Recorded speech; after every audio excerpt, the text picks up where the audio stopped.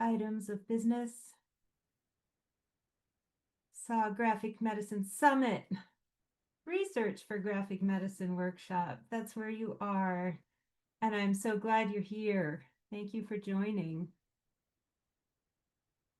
You probably have already seen some of this. We're on day 3. So these are things that happened that were great.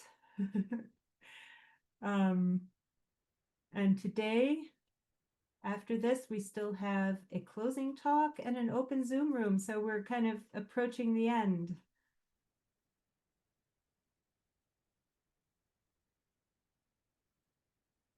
Some things that are coming up. The SAW Online Comic Certificate Program. The Graphic Memoir and Medicine Monthly Working Group. Always happy for donations. Thank you. And here we are. So I will now share my slides for this workshop. There we go.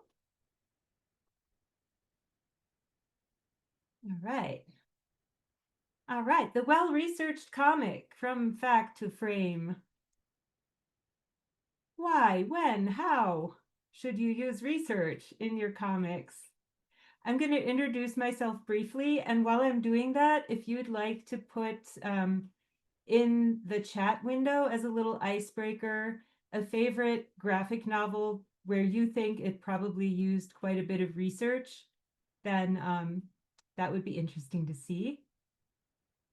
Let's see how many people we have. Yeah, we have quite a few people, so we'll just use the chat for an icebreaker. Otherwise, we'll use the entire hour as an icebreaker, which would be fun, but it wouldn't be a workshop then. All right, so I'm Maureen Burdock. I have mostly done nonfiction comics, so creative nonfiction. My first full-length graphic novel was called Feminist Fables for the 21st Century, the F-Word Project. And that was published by McFarland back in 2016. Then my graphic memoir, Queen of Snails, came out in 2022 with Graphic Mundi. And that was also my dissertation in cultural studies at the University of California in Davis. And so a lot of research went into Queen of Snails. A lot of research also went into Feminist Fables. And I have another one coming out in November with Graphic Mundi called Sleepless Planet, A Graphic Guide to Healing from Insomnia. And that book, I did a ton of research. So I've learned quite a bit about research by now and applying it to the graphic novel form. I've also authored shorter pieces that appear in various anthologies, including in COVID Chronicles and in Menopause Comic Treatment. And I've written a number of academic essays and co-edited a book on German graphic narratives and trauma that came out this year. So why do research for graphic novels? Can't we just draw and write everything from the imagination? And yeah, we can, and we could, and we do in certain circumstances. But then, of course, there are other circumstances where research is really going to enhance the work and where it's really quite necessary. This is a little snapshot of my desk a few months ago where I was finishing Sleepless Planet, and you can see, you know, coffee mug, very important, little template grids, little thumbnails, some writing that I did in my journal, my visual journal, which is one of my favorite sources for doing research, is looking back at journals and recording notes and ideas in journals. That's, you know, kind of relying on one's own brain for information, but a very valuable resource for recording things. And then, yeah, so I'm gonna just say a few different kind of genres within the graphic novel form where research is really important. So in memoir, of course, realism and perspective in the artwork, and that applies to any genre where you want to do image research to make the work more believable or more accurate if you're representing something historical or even in terms of family history, right? So also research for memoir where you're situating your family history within a wider context, cultural and historical context. So you'll want to apply some research there. As I just mentioned, journals and visual journals for emotional veracity, because one of the things that is so great about comics that we love so much about graphic novels is that we also care about emotional truth and not just historical, factual realities, right? And so if you have these visual journals, that's a way to go back and look at things from a while back, or journals of relatives, for example. I was just looking at old love letters my mother wrote in her journal to her first ever boyfriend in Korea back in the 1960s. And wow, there's some interesting information if you retain those journals from your family too. Then, of course, there's creative nonfiction such as journalism, where it just makes sense to create authenticity through careful research. Faces, dates, events, you want to know that you're representing things accurately, just like you would if you were writing prose journalism. Science, health, graphic medicine, any science-based research that will make your work stronger. Medicine as it is situated within cultural historical contexts. So medical histories, medical cultural histories, medical humanities type of research. Historical fiction, like in the graphic novel Berlin, where you want to create settings that are believable, convincing, compelling. And again, historical events and dates would be important within that genre. And then fiction that has a real world grounding. It's also very helpful to rely on some research. So this was a book that I think is a YA graphic novel, and I bought it sort of randomly and really, really loved it, about a set of twins that are sent to the sideshow of a circus. They're conjoined twins. And so the research on conjoined twins would have been important in that, and also maybe creating the setting of what a circus would have looked like at the turn of the last century, and what the lives of people would have been like who were kind of subjected to that freak show institution as it was at the time. So doing that from the imagination, yeah, you probably could get away with it because it's fiction, but it would be a lot more interesting, of course, with a historical grounding. And then nonfiction, all kinds of nonfiction, it's sort of obvious why you would want to do research. This is a favorite of mine, Brief Histories of Everyday Objects. As a cultural studies person, I just really gravitated towards this and love it, by Andy Warner. He's taken a lot of common everyday objects and then researched their histories and goes into some depth. And graphic scholarship, which we now have more and more people doing graphic dissertations, like Nick Susanis's beautiful Unflattening.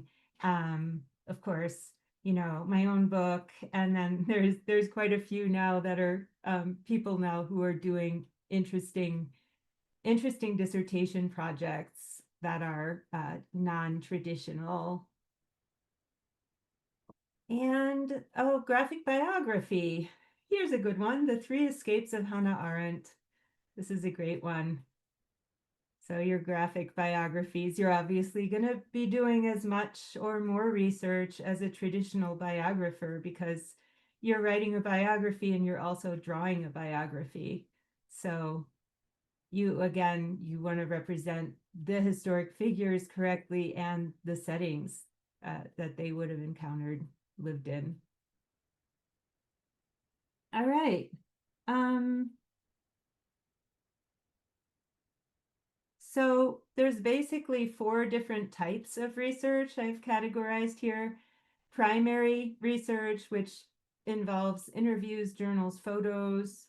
I'll go into a little more detail in a moment. Secondary, visual research, and then experiential, which is one of my favorites, where you get to go out kind of like a method actor and experience things in your own body to understand how a character might be experiencing them. So gathering data, primary research, this involves gathering data that hasn't been previously collected. So photographs, family albums, genealogies, sketchbooks, journals. Again, I mentioned this earlier. What is emotional veracity? Why does it matter? The more information that you can have at your disposal in your archive, the better. Letters, other primary research, audio, video, handwritten notes of live interviews, perhaps, that you conduct. Maureen, Yeah, can you make the slides full screen, please? I can make them bigger. There we go. How's that? Is that better? I think so. Someone else had written it in the chat as well. Yeah, I'm kind of ignoring the chat so I don't get distracted. Thank you, Gianna. I appreciate that. Here, I can do that. Yeah, here, let me. It doesn't. Wait, hold on. Slideshow, play from current slide. Ta-da. Oh, there we go. Better? Perfect. Thank you so much. Yes, okay, good. Good, you said something. Okay. So, surveys created by you. You can create surveys like with SurveyMonkey and ethnographies that you create. Secondary research, books and journals. So, data that was composed by others, reputable online sources. So, checking to make sure that your author is a well-regarded expert, somebody who's published and vetted, peer-reviewed if possible, in certain circumstances. It's good to keep track of your citations for your sources so you can find things again and so that your readers can reference things if they'd like to. Up-to-date information for your topic, especially important for graphic medicine and science-based graphic novels. You want your information to be as current as possible.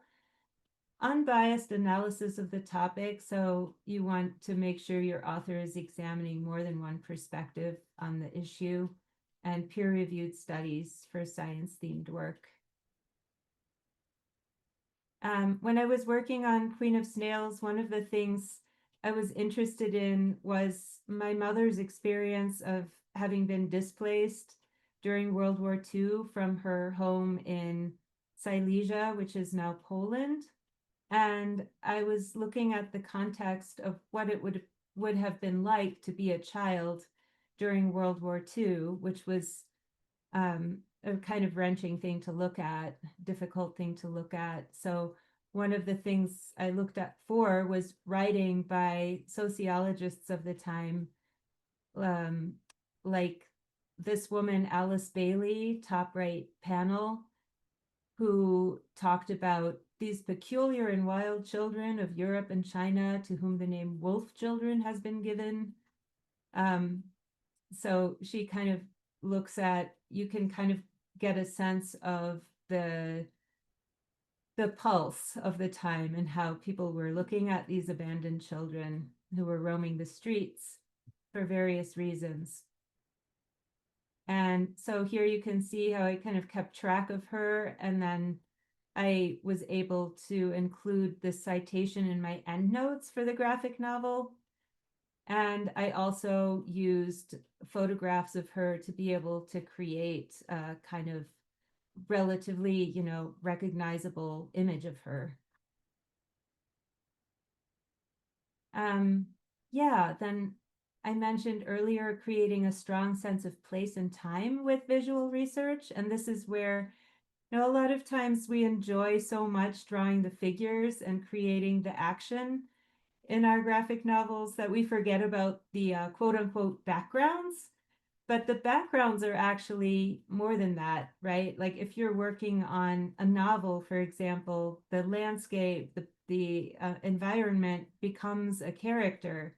And I think even more so with graphic novels, your environment is alive and has to be part of the action and part of how you're characterizing things and establishing tone and a sense of place and time. So it's really, really important to engage with those backgrounds and create backgrounds that are interesting and add to the experience of the reader. So when I was working on this autobiographical project, I had to go back and find pictures of the house, for example, where my grandparents lived, where I was as a very young child, and I couldn't remember very much about it on my own. So I really had to rely on photos, and I actually was really fortunate in that I got to go back to the city where I was born in the Black Forest in Germany. And I convinced my uncle, who's very hesitant to do so, to drive me to the house that isn't in the family anymore, just to take pictures from the outside. And so otherwise, I wouldn't have known what it looked like. The little red and white awning and so forth was from photos. So that was really important to be able to do that. Then, here's another spread from Queen of Snails where I sure could have just drawn some random mountains. We can imagine what mountains look like. I have mountains in New Mexico. I could have just drawn mountains that looked sort of like that, and nobody would have been any the wiser. But instead, I had gone back to a place that I remembered hiking with my grandparents as a kid. I went back with my wife as part of our honeymoon. I took her to this spot because I remembered it being really magical. And so I took some fresh photos. There's my wife coming up the mountain on the bottom.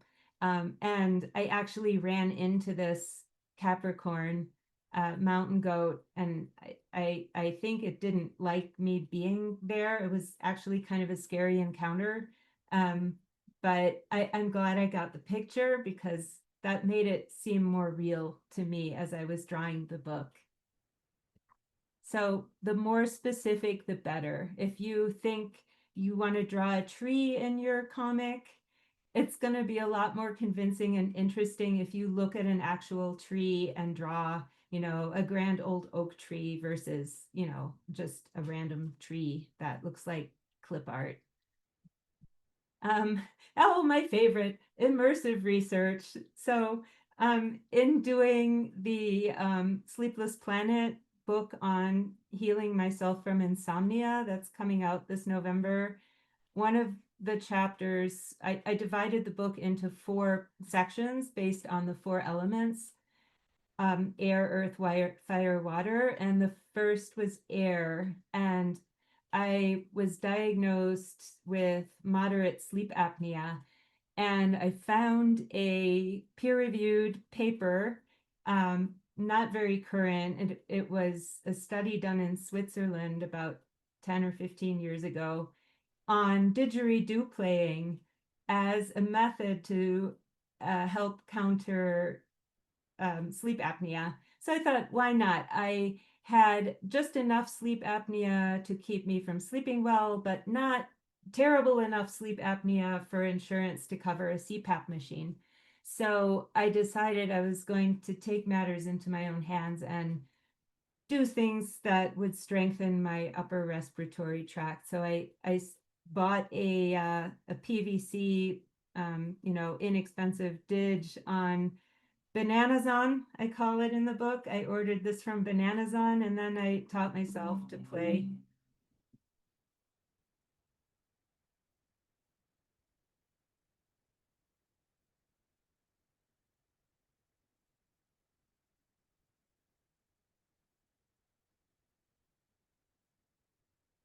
Get the idea. You get the idea there. That was a lot of fun to learn that, and I actually sort of got to the point where I could do the circular breathing technique, and it was very relaxing. So I think it both strengthened my vocal cords and upper respiratory muscles, but it also was relaxing and calming to make those sounds before bed. Much better than watching television until right up until bedtime. So then this is actually in the category of secondary research, but I wanted to write about how the didge is created and crafted from scratch. And I found this wonderful video online of an Australian didgeridoo maker, beautiful musician who's well known for his didge playing around the world. And it describes the process of how the didgeridoo is made. So I used the stills from this video to draw from.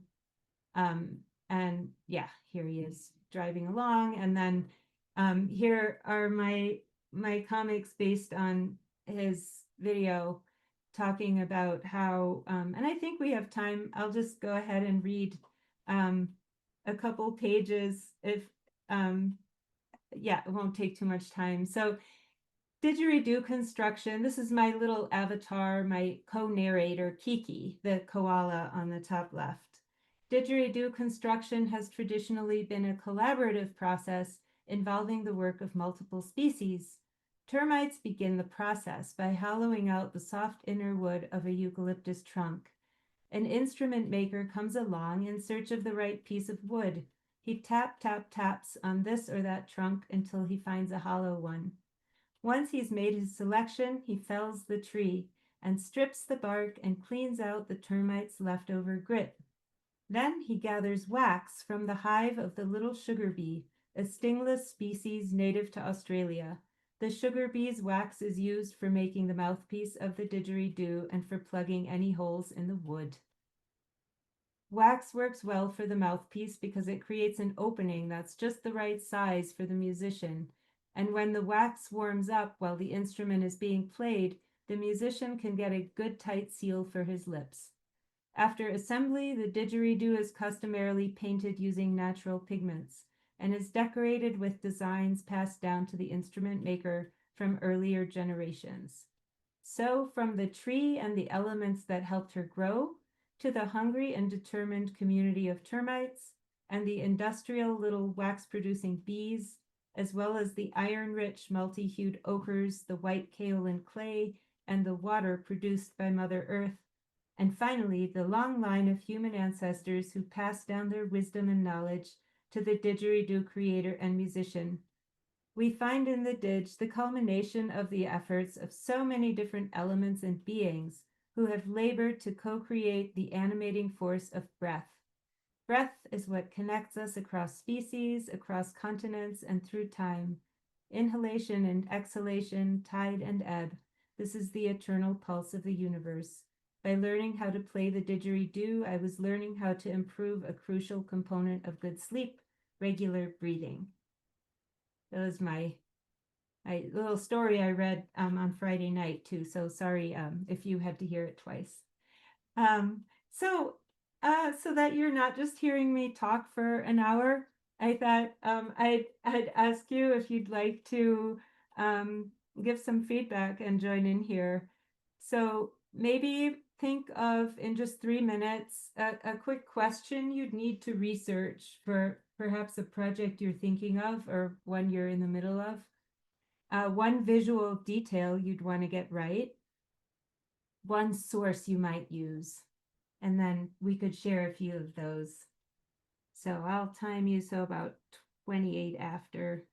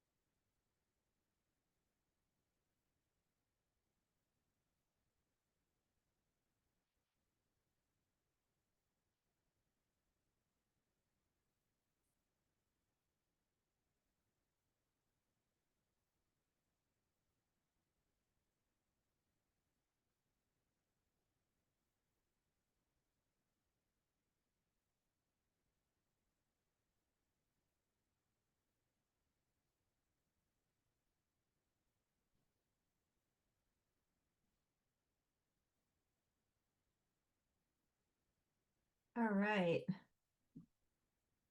Would anyone like to share theirs? And I'll try to find you and spotlight you.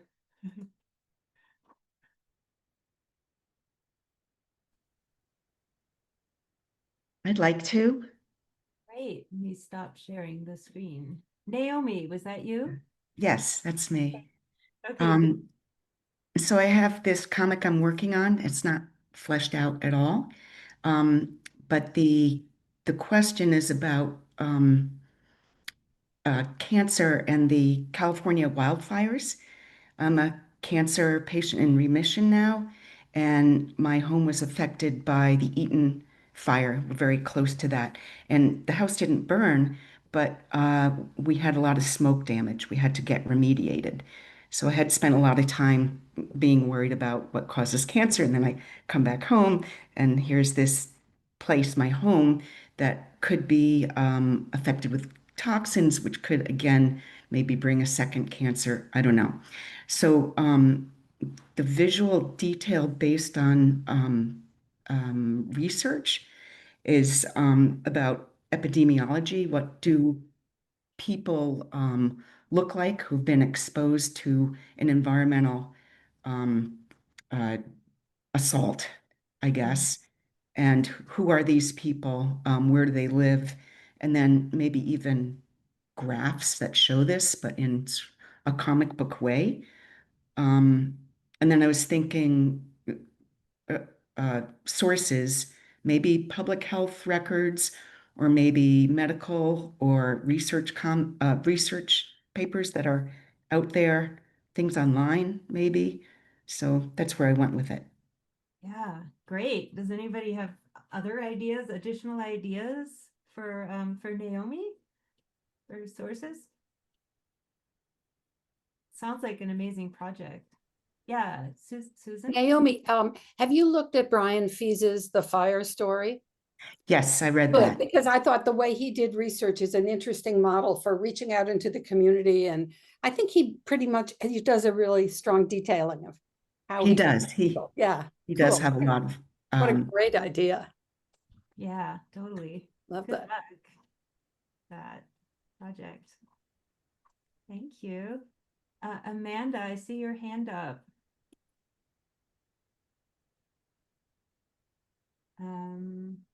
Yeah, there you are. Let me see if I can. So I have been wanting to write something for a while about the process of MAID, Canada, medical assistance in death, and the loosening of restrictions surrounding it. And so, good source of the visual details that I would want to get right is probably each segment of those loosening of restrictions, from like when it was that you had to have like a terminal illness, and then the first stage of loosening was like incorporating mental illness. The most recent stage, you can cite caregiver burnout as a reason. They're trying to approve same-day MAID. It's really, really frightening. So like chances that you can opt for death, it's kind of easier than care. And I know like on the day that I found that out, I did a journal entry. And the only thing like referencing it is a very small kind of detail saying the king has just kind of like approved this. And so like certain things that I would incorporate are both the personal elements of like my like feeling gutted at it and just like the what a mess, Yeah. along with those details that show like the trajectory of this throughout our kind of like healthcare policies that are currently being mandated. Well, another amazing project. Yeah, that's a beautiful journal page too. Thank you. Feel free to, if anybody has feedback for people, please feel free to jump in too. I will go to you, Maya. I see your hand. Whoop, where did you go, Maya? So, Here we go. can you see me? Right. So, for my memoir, I'm currently preparing chapter 2 that will talk about me being left-handed, and I've been trying to understand recently if that could somehow impact my creativity, or the fact that I started drawing later in life, and how does the fact that I'm left-sided or how it has been influencing the way my brain works and the way I process things. And there's this book called The Master and His Emissary, The Divided Brain and the Making of the Western World, that was recommended to me, so I'll be reading it. And I started reading articles from the 1800s and from the early 1900s that portray lefties as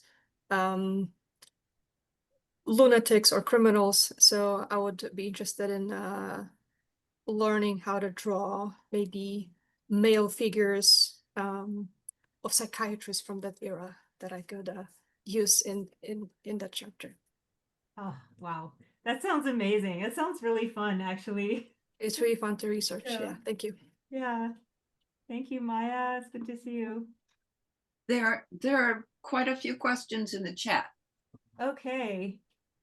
Let's look at the chat. So many questions in the chat. Let's see. Will the chat be available? I think so. It's being recorded, so that's a good sign. I also have a handout and can send slides to people. I put my email address on the last slide with that intention. So that's better for me than having to like email 100 people. So yeah, please do get in touch with me if you'd like more resources. I'm happy to do that. Yeah. All right. Anybody else who wants to share? We could probably do one more.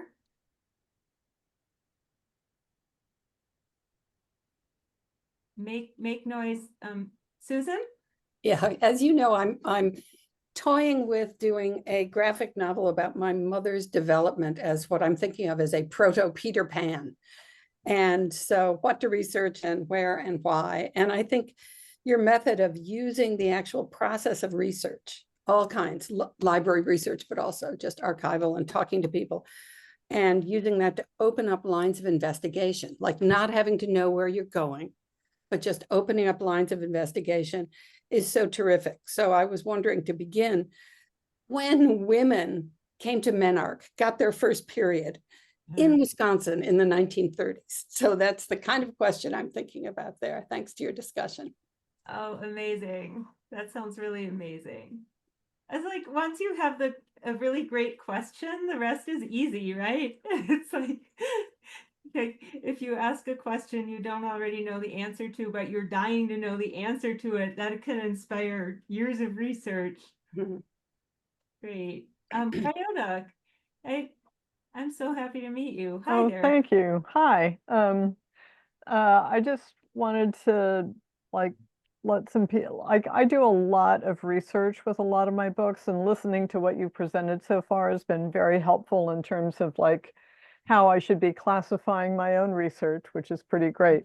But I also want, I just thought I might want to let people know that even though I've been doing a lot of like very hefty research, often through academic library files or anything else for data, historical, facts or whatever, I use a lot of humor, like my wandering uterus character, even though it's, historically accurate about medical practice, in women that our uteruses literally travel around our bodies, but whatever. And, in other ways also, when I've been doing research about like a lot of like somewhat like really sophisticated historical facts or scientific facts, I also I just try to come up with a way that they impact me personally. Yeah. And then I'll like use like examples of like some of my friends who have had different medical treatments or my own medical treatments or whatever, so that, it can seem actual rather than just, throwing data at somebody. Because although I like to do a lot of educational work, the best way I feel like to educate a lot of people is to also just show them the personal impact of those things. So And anyway, I really enjoyed listening to your presentation so far, and I'm really enjoying seeing more of it. So I just wanted to say thanks to that too. Oh, thank you. Yeah, I couldn't agree more that we love graphic novels because they don't hide the personal, and Mhm. they're not just talking heads, God's eye view of the world, right? The body is there. We're not just these disembodied voices, and that includes personal experiences and humor, which makes the work so much more interesting and palatable than reading dry research-based books with no pictures. So, as Alice in Wonderland says, what good is a book without quotes and pictures? No good at all.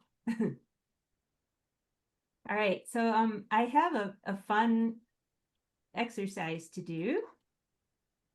And yeah, let's see. Back to the slides for a moment.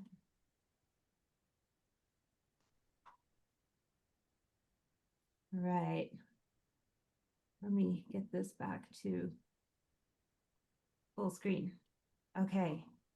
So yeah, just some things to take away, to think of. How might you research and capture tone, voice, and sensory detail? So that's something that we haven't mentioned yet, but also really important, right? All of the senses. So again, I think this is where sometimes secondary research might be really vital, learning about other people's experiences using all of their senses, and also experiential research where you've immersed yourself. For the Feminist Fables, I joined a group of Kenyan runners to experience how they train, and went to this running camp in the mountains with these elite runners. Not that I'm not an elite runner by even the furthest stretch, but just being able to spend time and interview people and experience the training added to that, making that comic. And then mind mapping, visual reference boards, and thumbnails. These are some techniques to track your work and your visual references and keep them close at hand while you're creating, especially long form works, and of organizing things. And then something to keep in mind is, of course, accuracy in your storytelling, so that in terms of ethics, and also always trying to keep an open mind and a compassionate, empathetic outlook, especially when you're telling other people's stories, including family members. Mhm. And in your representation, keeping ethics in mind. So we did this, we did that. Am I going backwards? I'm going the wrong way. Oh, here we go. Okay, here's your fun exercise. In response to this historic photo, so this is a National Geographic photo that I've borrowed because it's just such an amazing photograph, where researchers used the skeletal remains and ancient DNA to reconstruct this woman who was alive 7,000 years ago in Sweden. And your task, should you choose to accept it, is to sketch a 2 to 3 panel scene inspired by this photo. And I'll give you let's take about 8 minutes. Is that enough for 2 to 3 panels? That'll bring us to 10 till the hour.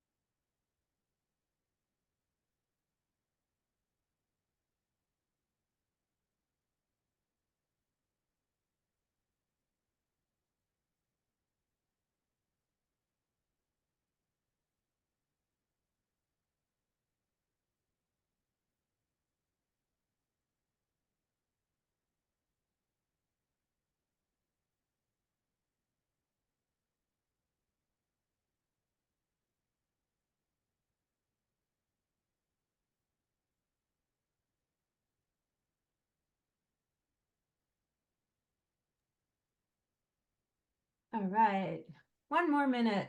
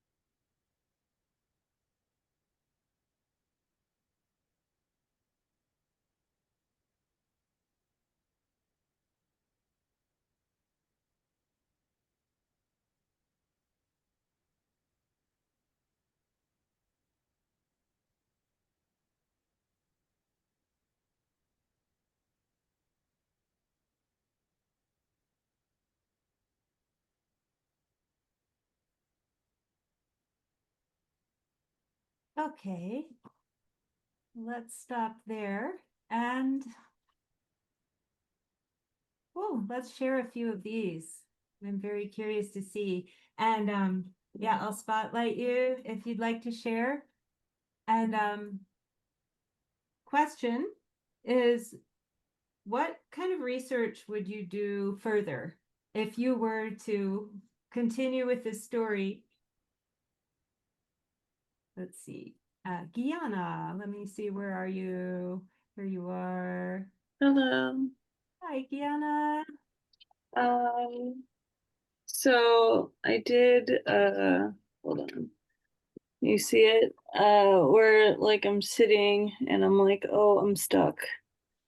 And then there's like all these kind of years, and I'm like loading a little thing, and then I'm just like watching a little screen pop up of like, you know, it's a story about myself, and I need something about myself when I'm like 1 year old.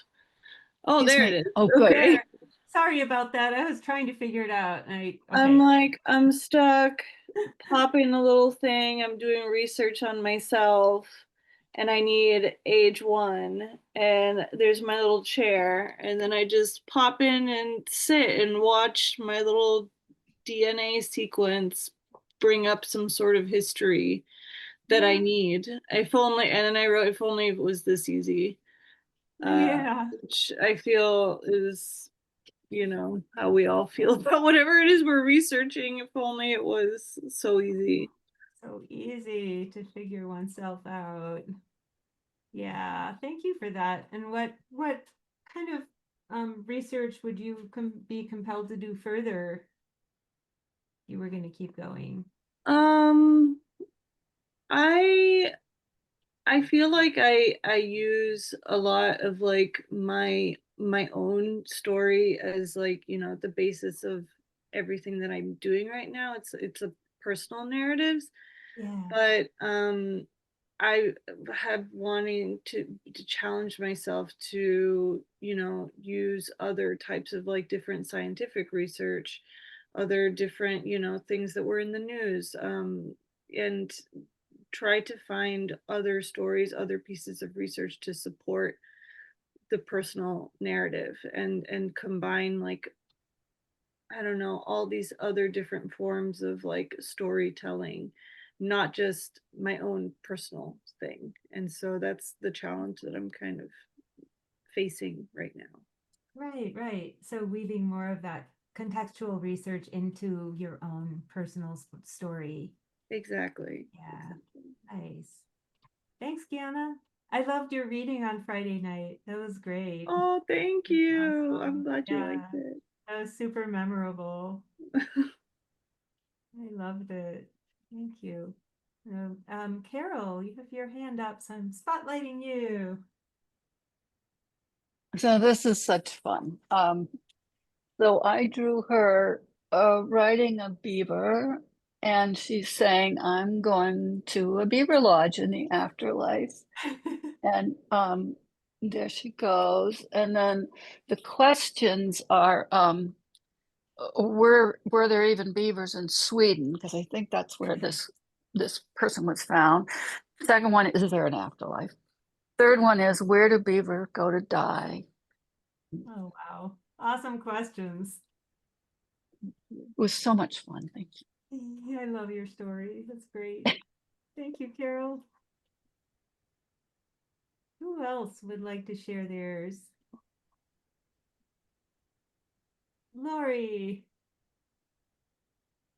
Hi, Lori.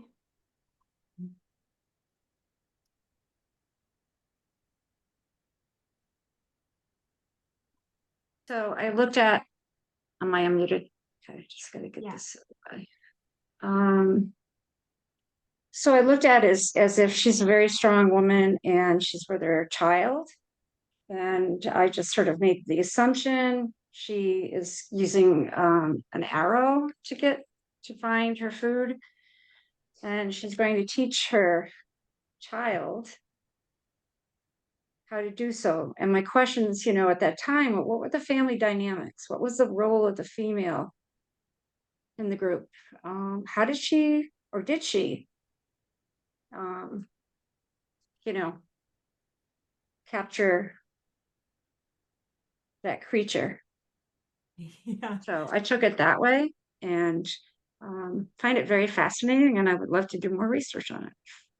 Yeah, that's awesome. I love seeing how people are coming up with completely different research questions too.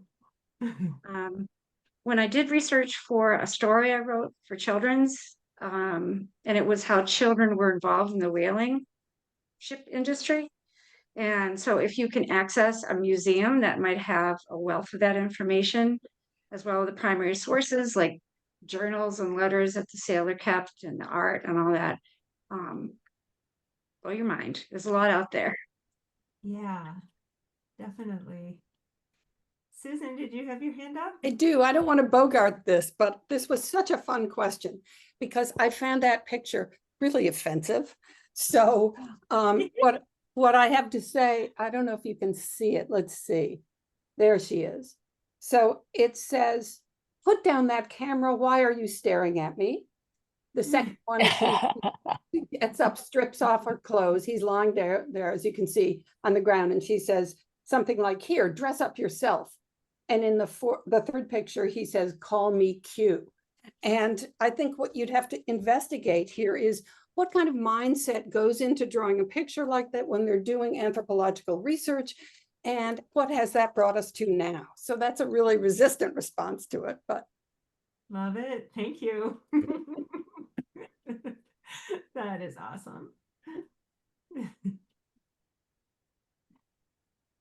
I immediately thought of the Virginia Slims ad, we've come so I'm far. a long way, baby. Yeah. Yeah. Come a long way, baby. Yeah. Gail, I saw your hand up. Did I spotlight? I tried to spotlight you unsuccessfully. Oh, wait. No, oh, there you are. So I'll follow and say that I also found that the picture I was a little taken aback by it because she looked so mean and so fierce, which I like that too in a woman. But I thought, what if instead of being surrounded by weapons and holding something, shamanic in her hand, that she has a baby. And so in there, she's fierce and a fighter, but maybe a mother too, a lover, a daughter, a friend, a matriarch, a peacemaker. Right on. Love it. Creating some context. Another thing we love about graphic novels, right? It's never just one frame. You don't get to take a woman out of context and just put her in one frame. You have to create whole story. See the whole story. Whose hand is up now? Libby. Let me get you up there. Yes. Oops. All right. There we go.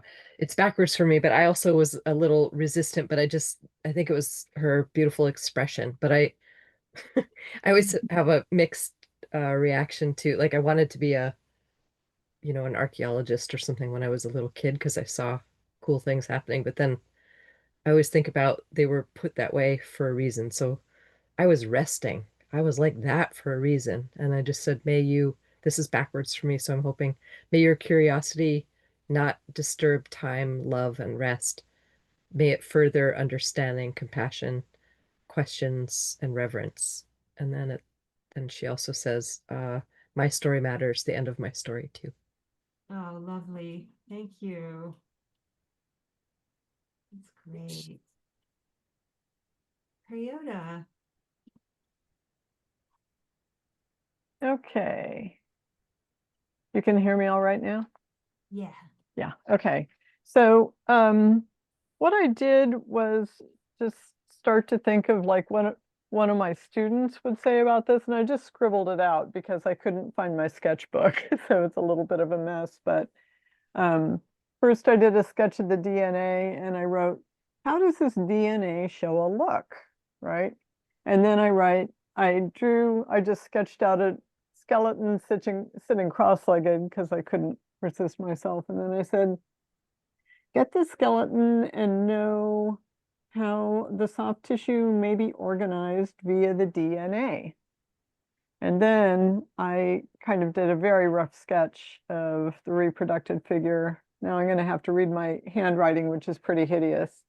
Then it says, plus knowing via research, cultural postures, clothing, history, and being artistic will help you with the DNA skeleton and intuition into a magnificent image. So that's what, essentially it was just an educational 3-part, strip that I made in like 7 minutes. It's kind of silly, but it's just my inner academic just going a little nuts. So what could I say? Great. Yeah. Okie doke. And what kind of further research would you be compelled to do if you were going to write a whole book about this woman? If I was going to write a book about the woman, I would definitely like end up doing quite a bit of historical research, how archaeologically like all the data or her remains were also discovered, like what the circumstances were around it. And then if I could find any information about like cultural attitudes, like at the time, I would probably also use that like as a way to personalize or look at the story. So, and of course, like because they mentioned the DNA, I would also just again, focus on the specific areas of how DNA is also going to like dictate variations in soft tissue development. Because when I teach anatomy for artists, I also teach them how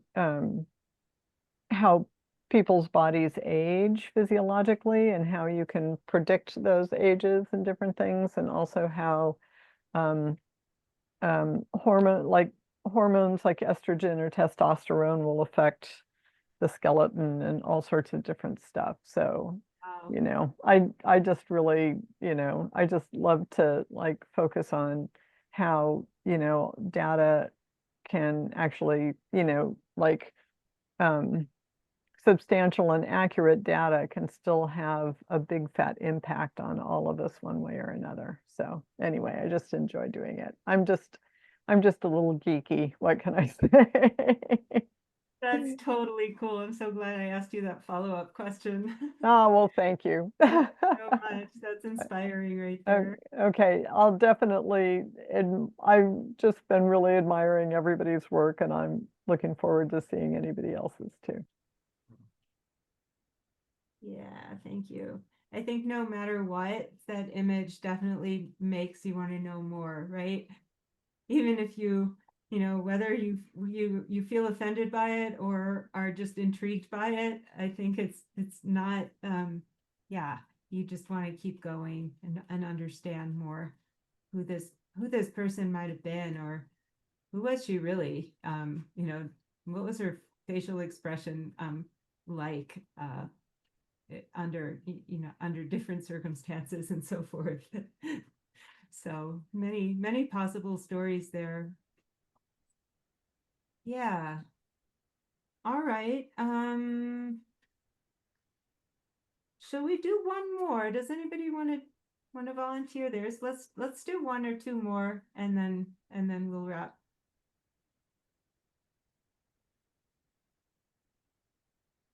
Anybody?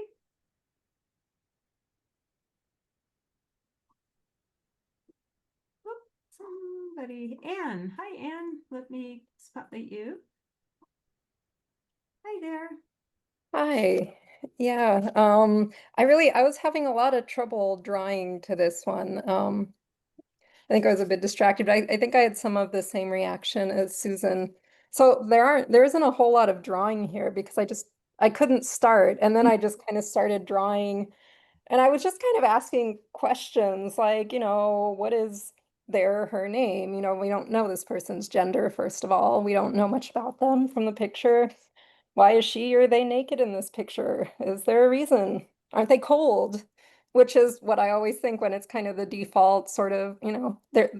I think Susan, I saw in the chat, there's a sort of aggressive, sexualized kind of front-facing, you know, kind of presentation, right? That's there.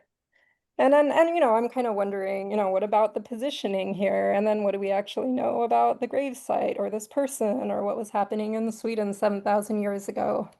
There's a big mystery. And then I wonder, what do we take from this image? At this point, I'm just asking questions because I'm all out of images, sorry. But yeah, what do we take from this image, the site? What have we learned? And what have we learned about the artists and the authors of what we're seeing? What does this say about them? So that's kind of what I had.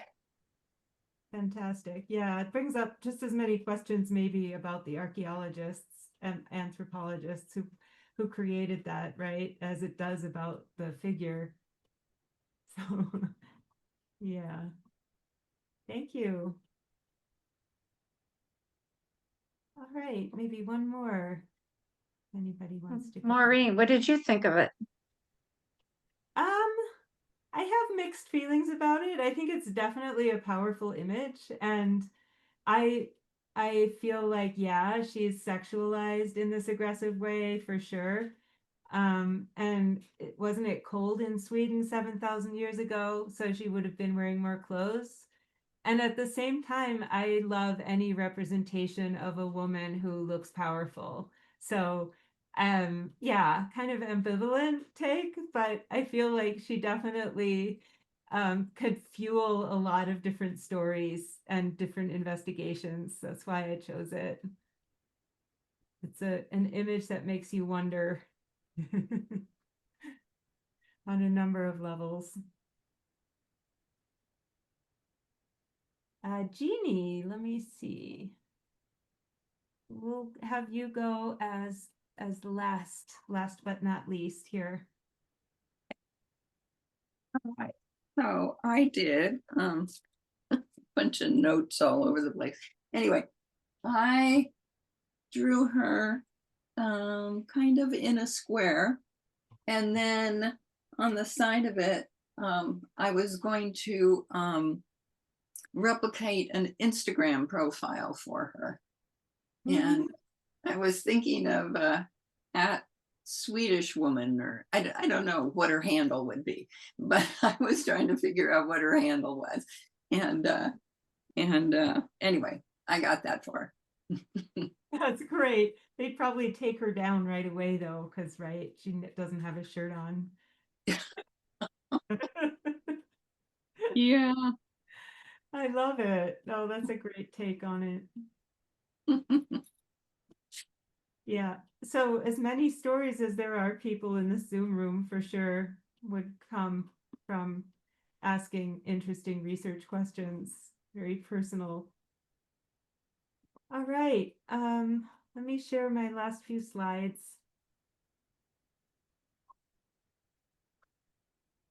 So after doing all of this wonderful research, another very important aspect is to build an archive where you can find your way around and understand and remember where you keep everything. So there's a lot of different ways to do this. I'm just going to share a couple of ideas that I've used from my own practice. So I create copious folders. When I start a project, I create a folder for all of the different images, and I'll often within that have a folder for each chapter. And that way I can find the images that I'm drawing from again more easily. I know there's different software systems, different applications for this too, for organizing your materials, and I have some of them listed on a handout that you can email me, and I'll send you the handout rather than trying to go into all of that here. Then, you know, for the more text-based research, I also keep folders. Here's a sample from a folder on research on sleep for my book Sleepless Planet. And that really helps to keep everything that I know I need to reference again in one place, rather than just finding it online and then hoping that I'll be able to find it again later. It's really, you know, or even printing it out and then having various folders of stuff sitting around. I like having everything in one place. And then there's bookmark folders. So that's also useful when you're wanting to organize things online, to make different folders on in your bookmarks bar of your browser, so you can find your resources again that way. And then, of course, you know, books. Books. I like to create a section on my bookshelf when I'm researching something, and I can put library books, borrowed books, books that I own, all in one place together, so that I have easy access to them and I don't have to hunt. Those are just a few ideas for that, and then you have to, of course, develop your own system. So what's one next step you'll take in your research process? Maybe that can be our closing question. And then here is my info. So I work as a comics and creativity coach, which means that you can hire me to help you with your project from front to finish. I have experience working in pre-press, so I'm good at getting files press ready and ready for a publisher. I can walk you through different software. I'm well versed in InDesign and Photoshop. And just, you know, with the creative process, sometimes people get stuck, can't find the forest for the trees anymore. And I give away a free 45-minute Zoom call to anyone who wants to just explore the possibility of working together. That's my little plug. And then feel free to email me with queries about looking at some of the slides again, or this handout that I have with some of the books that I talked about earlier, and different resources for this topic of research for your graphic novel. All right, so yes, the question that we can close with, what's one next step that you'll take in your own research project? I'm assuming many of you are working on projects. And yeah, you might raise your hand or just unmute yourself and go ahead and say, or any remaining questions for me too. We have a few minutes left.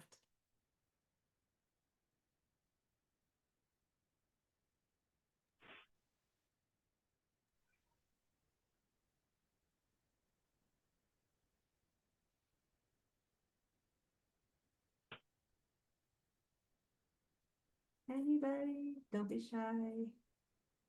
I can. Okay, Maureen. I would say, do you have to know where you're going when you begin? Oh, great question. Do you have to know where you're going? I think it helps to have a vague idea, but I think a lot of us don't, right? Like you said, just starting with really great questions. I mean, you're an amazing writer, Susan, and researcher. It's very humbling to have you ask that question. Is it enough to start with just a great question? I think it can be. I think there's, Stephen King calls them pantsers and plotters. So people who go by the seat of their pants as they write. And like you can definitely apply it to comics too, where you just start with a question or a situation.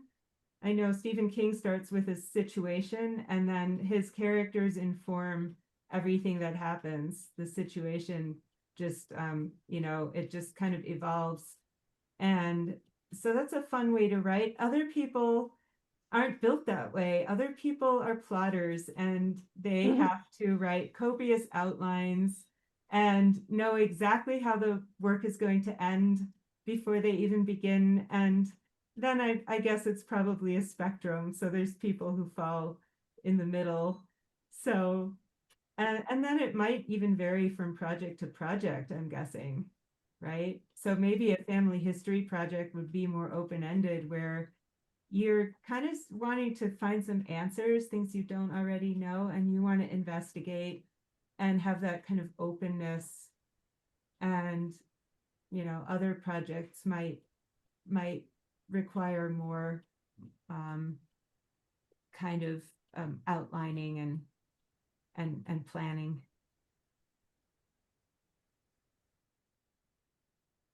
Yeah.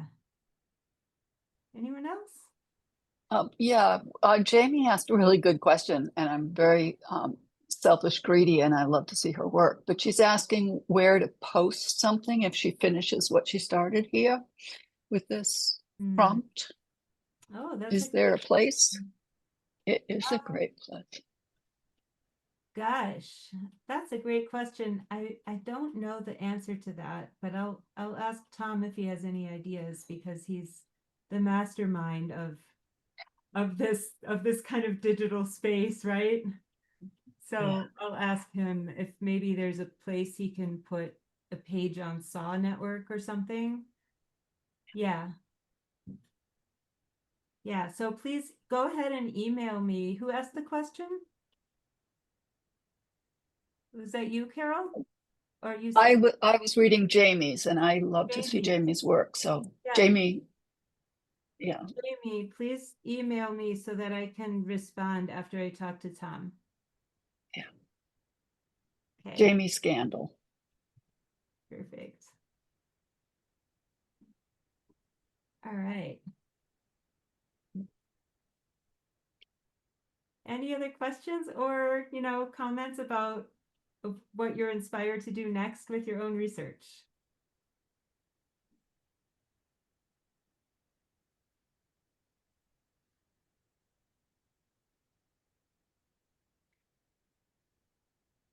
Okay, in the chat, Saw collects pieces posted to Instagram